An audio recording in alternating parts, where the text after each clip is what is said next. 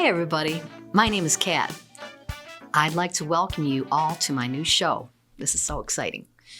It's called Chopz, and that's chops as in sort of actually music slang for one's ability to play music, your dexterity and things like that, playing on an instrument. Chops, how good are you? Takes a lot of work. A lot of people don't realize that. Talking about everything music. And I'll be talking about music mostly in the era that I grew up in, which is 60s to current, popular R&B. Well, I play current, but I grew up on 60s R&B and any related genre, really. I'm talking about what's going on locally in the music scene, being a musician, along with topics about instruments, singing, equipment, music equipment, local music news. And, you could look up what's going on in and around town on Facebook, I suppose, but I want to bring it back to that local music news and bringing you what's going on. So I'll have guests and play videos of artists with new music out because, newly released music is just not getting enough airplay. It's not getting airplay at all. So the first thing I want to do is get people out there that you don't hear them on the radio. Okay, so and also hopefully as we go on, maybe even a live performance here and there from an actual group, my group, and other friends groups. Hopefully we'll bring everybody on that we can. So while this is a new endeavor for me, I have had some experience in front of and behind the camera. I took communications at Oakland Community College, and I was in the graphics department at Fox 2 in connection with my bachelor's degree in graphic design from CCS.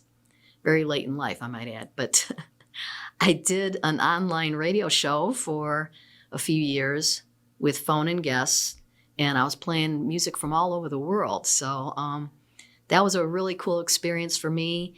And so now here I am talking to you, and visual too. So this is new territory, but I'm really happy to be doing it. But first, I consider myself a musician and vocalist. So while I don't have a degree in music, I'm guessing that my many years on stage qualifies me. I started singing and playing, like kids do. I started playing like I was singing in front of a mirror, for instance. And many of us grew up on the same music. I'm assuming if you're from the Detroit area, you grew up on Detroit rock and roll. You grew up on Motown. And we had the best radio in the 60s and 70s. And if you were into music like I was, you watched all the music shows of that time. So I'm talking about Swingin' Time, Club 1270, and then the national ones like American Bandstand, where the action is hullabaloo. Okay, I'm older. All right, I remember this stuff, but maybe you remember it too. And if you don't, it's great history to know about Detroit area music. So I also took formal voice lessons to learn technique and breathing. I'm hoping to get into that a little bit more in depth on other shows. So that was me as a vocalist and performer. But later on, so I'm getting drowned out by these bands, okay? So that's playing flute and singing in the 70s. And as I go on, I figure, okay, I gotta be able to compete with these guys on the loud guitars and drums. So that's where I picked up the sax because it was very similar to flute. And I also sort of mess around on harmonica. So one of these things I figure, okay, I could do that. Let me try that. A lot of musicians that get into music, they end up moving to New York and LA. I lived there for a couple of years, LA that is. But I decided to move to Denver in the 70s.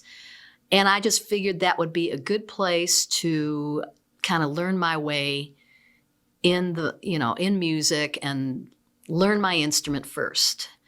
Learn how to be in a band. Learn how to be in a male-dominated field. You know, I was in a lot of bands, and I was the chick singer. And instead of getting, you know, over my head in a very competitive town like New York and LA, I went for Denver, and it turned out to be a very good spot for me to actually be a sort of a big fish in a little pond, I guess you might consider that, because I had a band there and it was quite successful. And eventually I did come back to Detroit in 1988, but that's a longer story that I won't get into now. So let me talk about the music that I've put out more recently. Actually, I've had six or so EPs, or actually also known as CDs, over the last 10 years or so. So why don't I play a video talking about one of my music releases? I put out an EP called Hypothetical Scenario, and one of the first singles off of it and first videos was called Shoulda Known Better. So this next video coming up is me talking about that project back in 2017 and being in the studio at Rust Belt. So here's the video, and take a look. Enjoy. My name's Kat Orlando, and I started listening to music, I'd say I was about 4 years old, and I got my first records. They were 45s.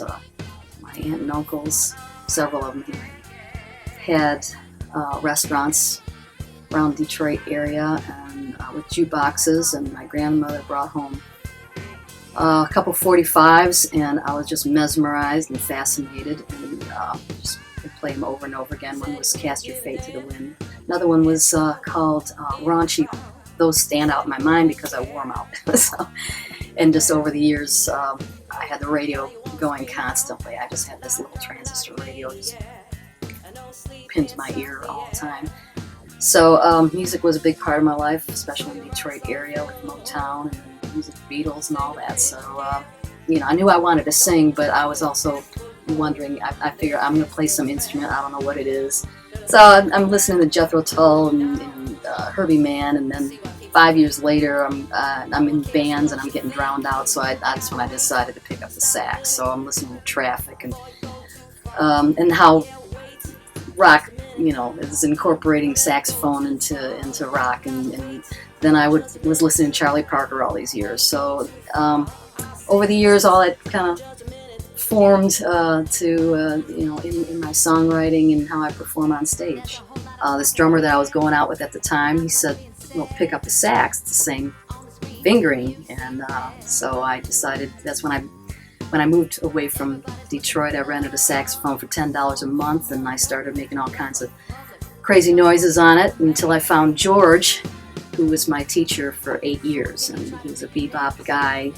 Started me at square one, and just doing scales and arpeggios for hours and hours on end. So had me listening to John Coltrane and Charlie Parker. I think that got in my music somewhere. I just had a great group of people working on this project along with me, starting out with Maurice Perhana Heard as an arranger and producer, and I was looking for somebody for quite a while, and we hooked up after I sat in over at PJ's Lager House, and then maybe about a year later I said, "Hey, I got these songs, come on, can we do something?" And he took these songs from where I had them to just another whole level, and he's also on guitar on these tracks.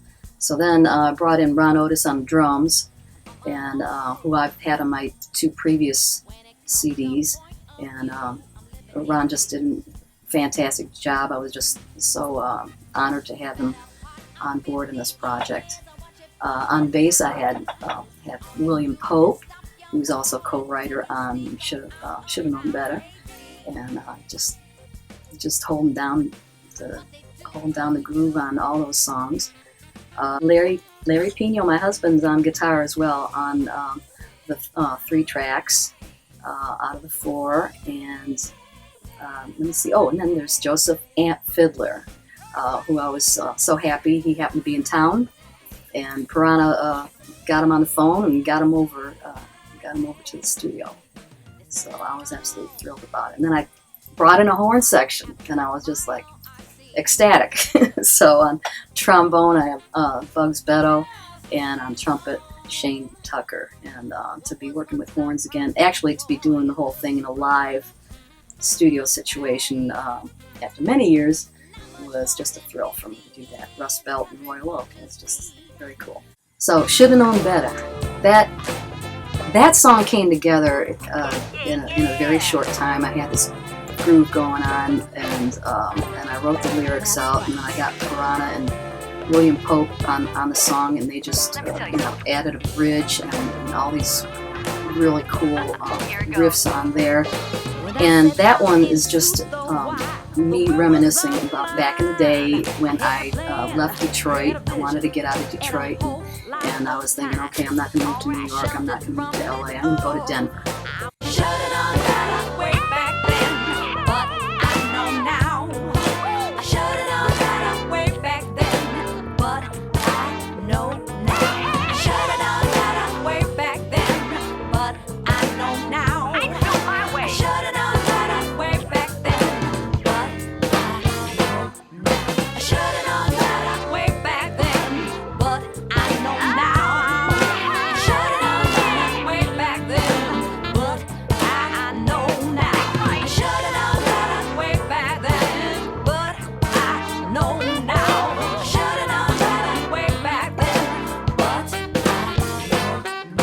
Now, Only One, that's actually the whole song is called Only One I Need, and that song is to my husband. It's a love song, and so I after years of writing a lot of angry, depressing songs, it's I still have several songs that are happy about love, and that's one of them. So gotta have a love song. And City for Sale, that is about Detroit, or any major urban area for that matter. I wanted to write a really positive song about Detroit, and I really think there's a lot of really good things going on, the revitalization of the city and everything. But this song is about how a lot of big corporations, they come in and they do a lot of good things, and then they pack it up and leave, and then they just leave the neighborhood dry. And that's what City for Sale is about, because there's just so much more that could be done. So in the song, I'm hollering out, hey D, and I'm not talking about Detroit, come on, what are we gonna do? Well, this is my town. Yeah, I don't live in Detroit, but this is where I grew up, and this is still my town. This is our town. So the song Wait, I wrote that in my living room on this really dreary looking day, and it's a song about just feeling alone in your opinions and views, and I think maybe I probably just got myself away from the computer, and we were like a couple weeks before the election, and it's just like this sort of an angry song, that am I the only one that feels this way, sort of a thing. But I'm also writing it from another point of view of maybe somebody else that feels isolated and ignored. So I can kind of take that song from my own personal perspective and maybe somebody else's. Where did the funk come from? Well, I guess that's got to be, all the Sly and the Family Stone and all the R&B I listened to over the years, even Motown stuff, and even the rock stuff that had R&B influences in it. I just thought that's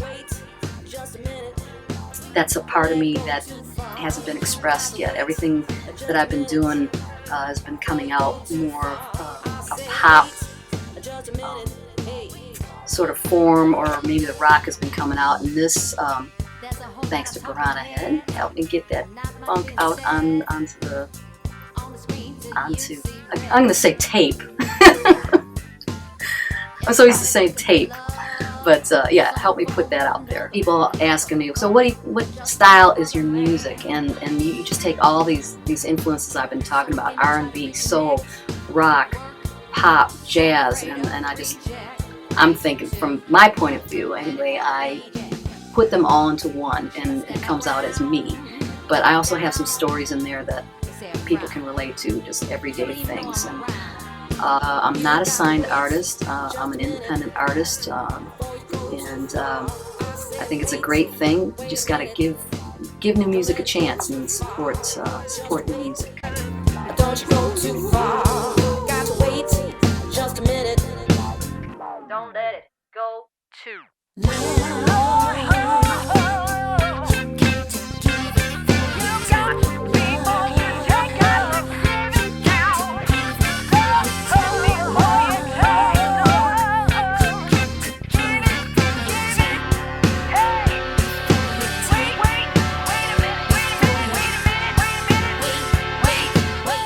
So you saw where I talked about George Keith.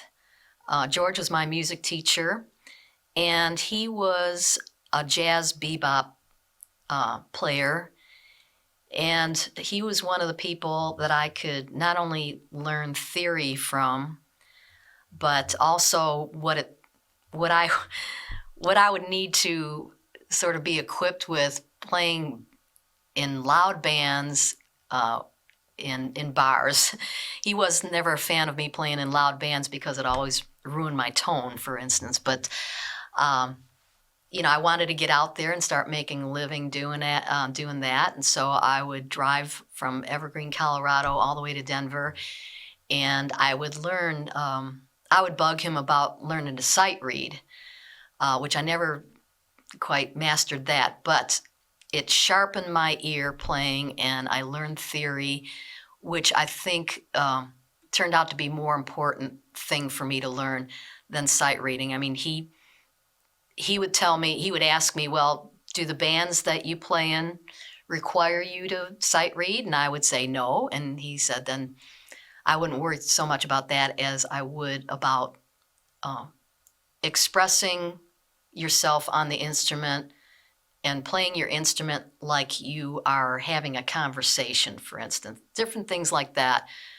And knowing your instrument back and forth, inside out, arpeggio scales. And so as I go on, I'm hoping to have guests talking more about their instruments. I mean, guitarists, bass players, drummers, vocalists, and tips on learning and performing, making a living in music, at least in your own town. I mean, how do you balance that with a day job? I mean, what do you have to do to run a band? You have to be a booking agent. You have to be your own accountant.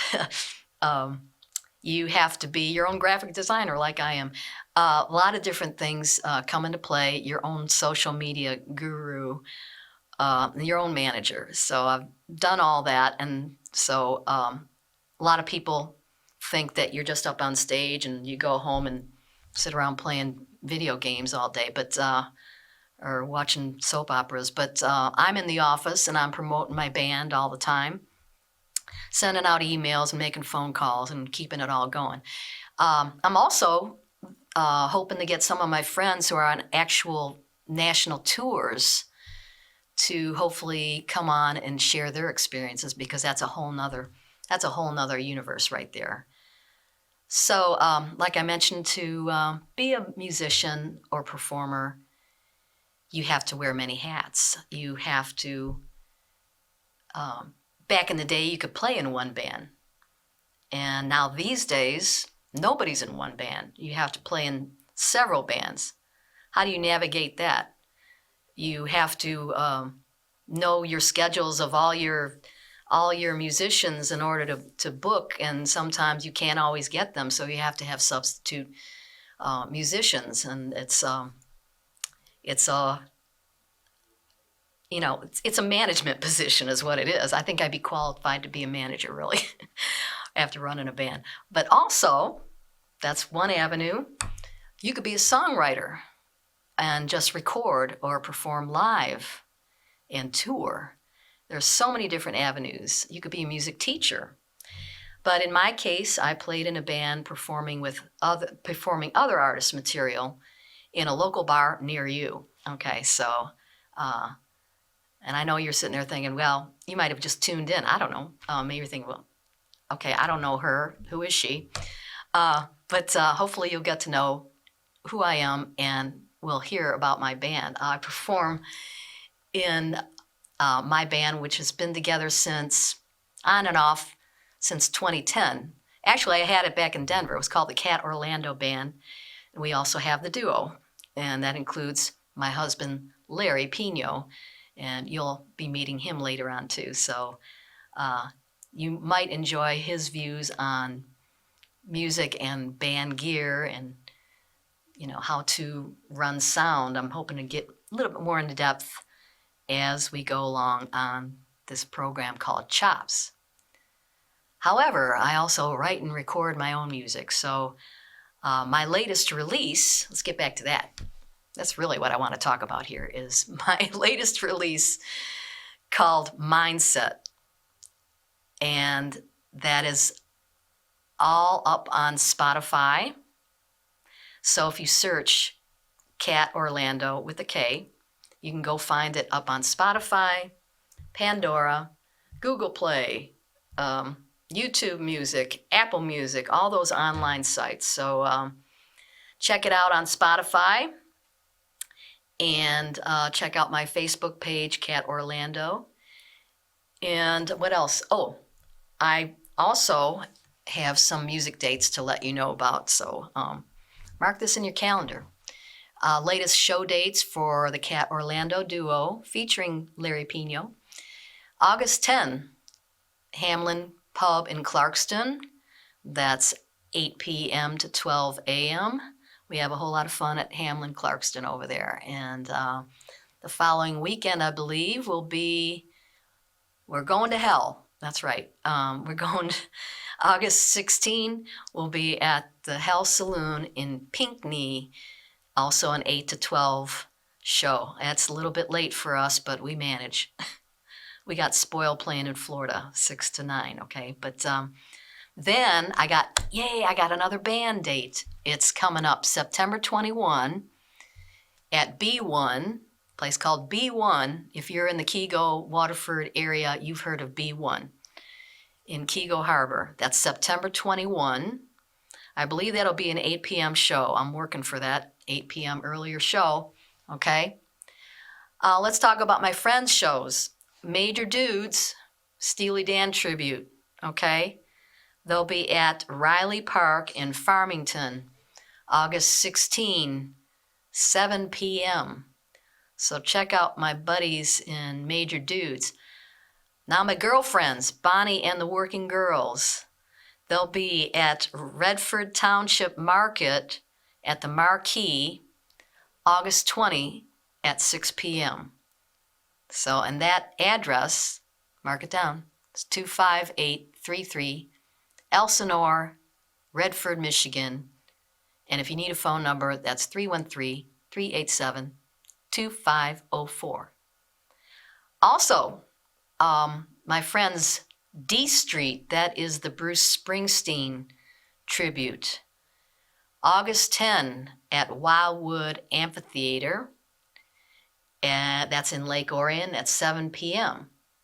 So now, for any of these, you could also probably find them on Facebook and find their websites on there. As I go along, I'll have a little bit more info and post some websites that kind of coincide with that. Hey, everybody.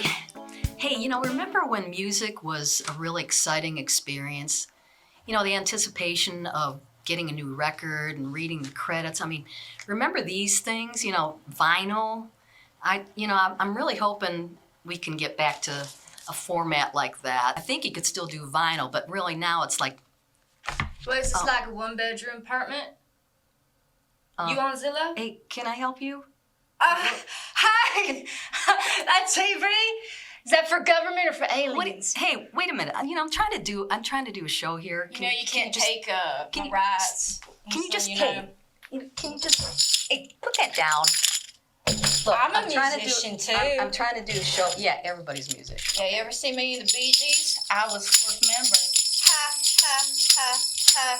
Living longer. All right, look. Hey, Steve. Hey, They love it. They love it. Somebody... That's for you. Can I finish this over here? Hey, Jim! Okay, come on. I gotta be one of them Tootsie Rolls! Come on. kind of ran out of time having a guest on. So instead, I'll play a video. The name of the artist is Mike Talley. The name of the song is called Funk It with a PH. And check it out.